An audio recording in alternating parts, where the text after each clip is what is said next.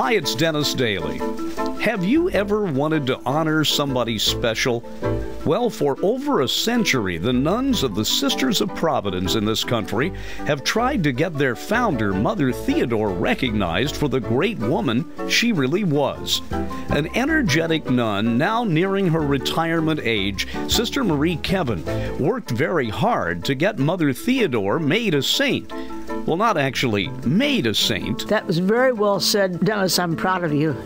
Because that's exactly true. The saints are not made. It's done to remind the rest of us that all of us are called to holiness of life. That's why we're here. That's what life's for. A look at the life of nuns, as told through the eyes of two women who have dedicated their lives to teaching, on this week's American Montage. Welcome back to Science Today. And we already have our next caller. Welcome. Who's this? Hi, I'm Philip. Hello, Philip. You sound really young. Not really. I'm 9. Oh, wow. You're still in elementary school, right? Does that matter? Oh, no, not at all. What's your question? Well, I know the molecular formula for water is H2O.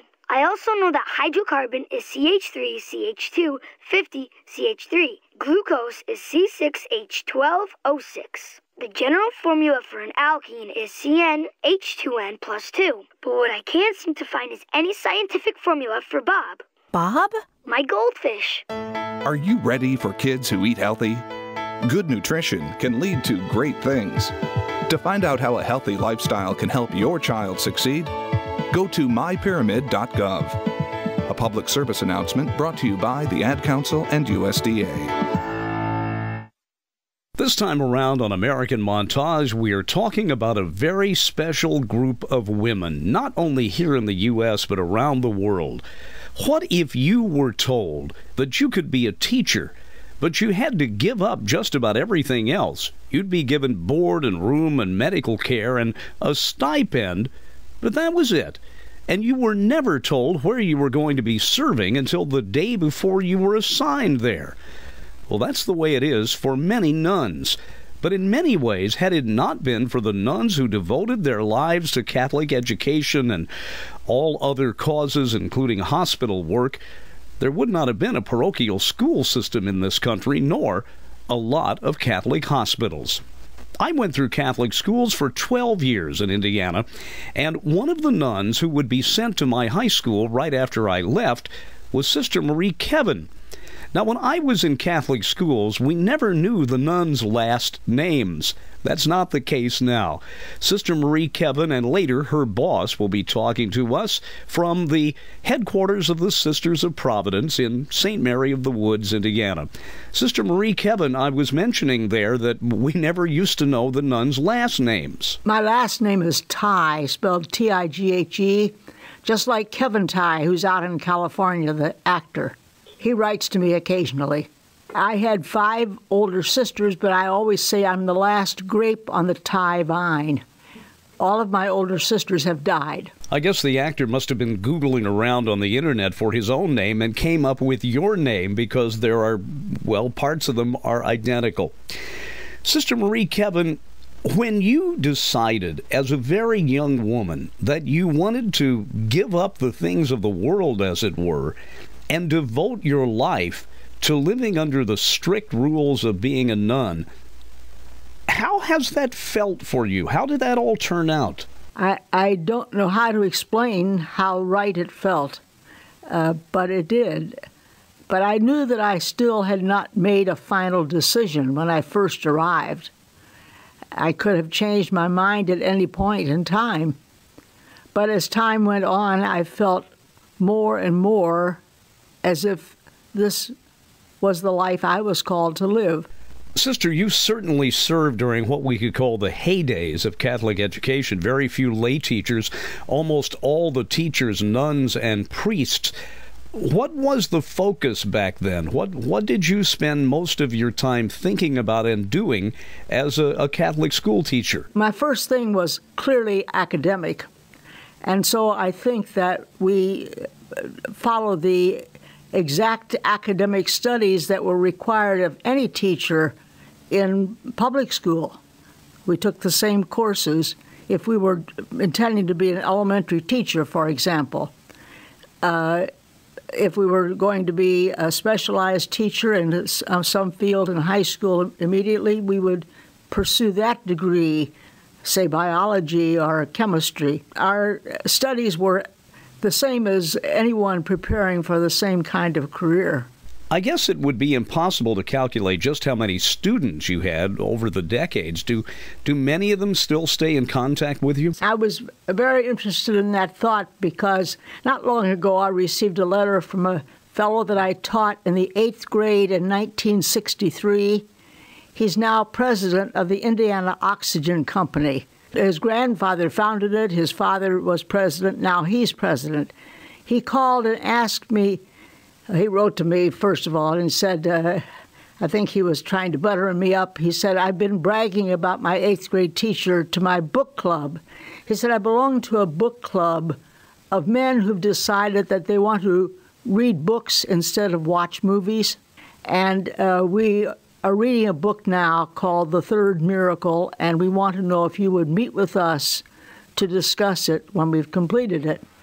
So he drove over from Indianapolis and picked me up and took me over, and I spent an evening. I was the whole evening with 11 men, and no women in the group. They don't invite their wives to this book club for some reason. It was a very enjoyable evening, and especially enjoyable to meet Wally Brandt again. I had seen him only once since 1963. Sister, one of the things I remember from my time in Catholic schools is the outfit, the habit, if you will, that your order of nuns wore. When I was in first grade, they were very restrictive. You had no peripheral vision. And then the dress code, if you will, loosened up to where you didn't have all that encumbering cloth and starch that you wore. I was told it was not only to make you look more modern, but it also, the earlier habit, had prevented you from driving. Did you enjoy this change to a more casual outfit over the years? I did, personally, because I feel that what the habit said to people was that these are the people in the Catholic Church who are supposed to be good and holy. The habit had a story. Everybody in the Catholic Church is called to be good and holy. And to be singled out so drastically by such radical dress, to me at that time, I don't think I thought of it when I entered the community at all. But as times changed, as the world changed, I began to see it differently. So I had no problem at all in changing from a habit to regular clothing. I remember one of the great stories told by one of my favorite teachers, Sister Michaela, who you know very well, whom I wanted to have on the program, but she wouldn't do it. Michaela told me that one time she was riding on a bus, and a girl was sitting next to her who obviously had never gone to Catholic schools and didn't really understand who nuns really were, and was looking at this clothing that Sister Michaela was wearing, and she said, "Do you mind if I ask you a question?" And Sister Michaela said no. And the question came out not really what the girl wanted to ask. She said, "What was your name when you were still alive?" Sister Marie Kevin, of course, I only knew you through your work at my old high school, but in looking at your biographical information, you have done quite a lot of things and been sent on some very different assignments over the years. I really have enjoyed everything that I have had to do. I was kind of moved from one thing to another. I started out teaching 7th grade, and then I found myself teaching 4th grade. And that was not bad, but that was only for 2 years. And then I was back in 7th grade, and then 8th grade. And then I was an elementary principal, and then I was a high school principal. And then I had a variety of positions since that time. But somehow I was able to adjust and accept and rejoice in every one of those. I don't want to sound too unrealistic. It does sound unrealistic when you're happy with everything you're doing, but that's the way it was. The hardest part of my assignment is being now 87 years old and having to slow down. Sister, you are pretty much now ensconced at St. Mary of the Woods in Indiana, but in the earlier days of your career, like all the other members of your order, you got moved around a lot. I would think when you get advance notice that you're going to be leaving a school you love and going 3 states away, it must have been kind of gut-wrenching to have to follow those orders. There was no advance notice. The only ones who got advance notice were those who were going to be named principal and superior. They were told ahead of time. Everybody else came to the church and sat in the pew while the Archbishop read what we call the obedience list. And he would start out with Indiana, and you knelt until your name was called. So if you were not going to Indiana, you kept kneeling. And then came Illinois. And I don't know the exact order of the states, but Oklahoma and California and Massachusetts were called. And as they were called, you know, your name was either there or not there, but it was almost always there. Some people would accidentally miss hearing it and have to go later and find out where they were going. But that's how we found out where we were going.